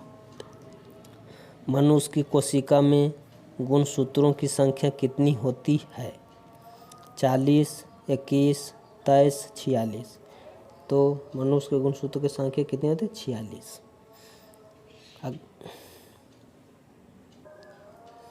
अगला प्रश्न है,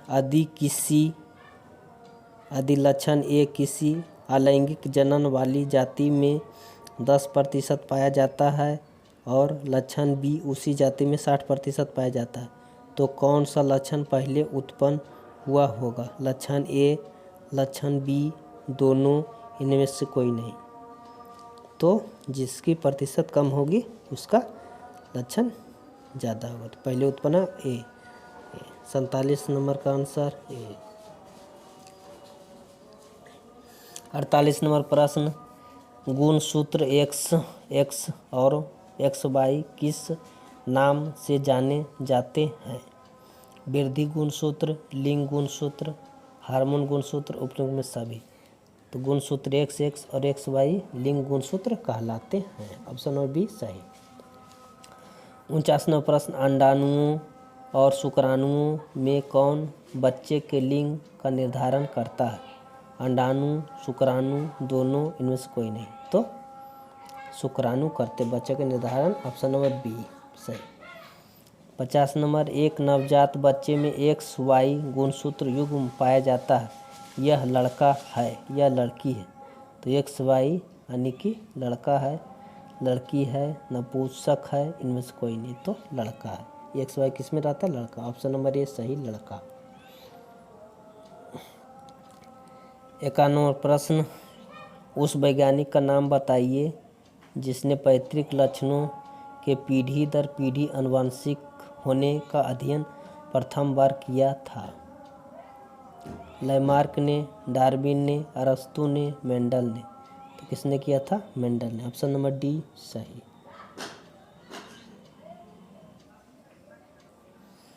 52 नंबर प्रश्न, मेंडल द्वारा अपने आनुवंशिकी के प्रयोग में किस प्रकार के पौधे का उपयोग किया गया था? मटर के, जामुन के, बैगन के, आम के। तो मेंडल द्वारा अपने आनुवंशिकी के प्रयोग में मटर के पौधे का प्रयोग किया गया था। ऑप्शन नंबर ए सही। 53 नंबर प्रश्न, मानव में कितने रक्त समूह होते हैं? 1, 2, 3, 4। तो मानव में 4 रक्त समूह होते हैं। कितने होते हैं? आरबीसी, लाल रक्तकण, सफ़ेद रक्तकण, लसिका और प्लेटलेट्स। 54 नंबर प्रश्न, उस वैज्ञानिक का नाम बताइए जिसने विकास के सिद्धांत का प्रतिपादन किया? लैमार्क, मेंडल, डार्विन, अरस्तू। तो उस वैज्ञानिक का नाम बताइए जिसने विकास का सिद्धांत दिया? डार्विन। ऑप्शन नंबर सी सही। ऑप्शन नंबर सी सही, डार्विन है। 55 नंबर प्रश्न, जीवन की उत्पत्ति पृथ्वी पर कहाँ हुई थी? स्थल पर, जल में, आकाश में, आग में। तो जीवन की उत्पत्ति पृथ्वी पर कहाँ हुई थी? जल में। ऑप्शन नंबर बी सही।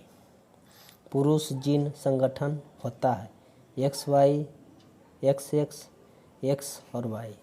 तो पुरुष गुणसूत्र होते हैं XY। ऑप्शन नंबर बी सही। 57 नंबर प्रश्न, आनुवंशिकता का जनक किसे कहते हैं? मूलर को, सटन को, लैमार्क को, मेंडल को। आनुवंशिकता के जनक कौन है? मेंडल है। अगला प्रश्न है, द ओरिजिन ऑफ स्पीसीज नामक पुस्तक किसने लिखा? Option A Darwin, B Oparin, Lamarck. तो इस द ओरिजिन ऑफ स्पीसीज नामक पुस्तक किसने लिखा? ग्रेगर डार्विन ने लिखा। 59 नंबर प्रश्न, मेंडल के एक प्रयोग में लंबे मटर के पौधे जिनके बैंगनी पुष्प थे का संस्करण बौने पौधे जिनके सफ़ेद पुष्प थे से कराए गए। इसके संतति सभी पुष्पों में पुष्प बैंगनी रंग के थे, परंतु उसमें से लगभग आधे बौने थे। इसे कहा जाता है कि लंबे जनक पौधे की आनुवंशिक रचना निम्न थी। इसके आंसर TWW की ऑप्शन नंबर सी है ना सही।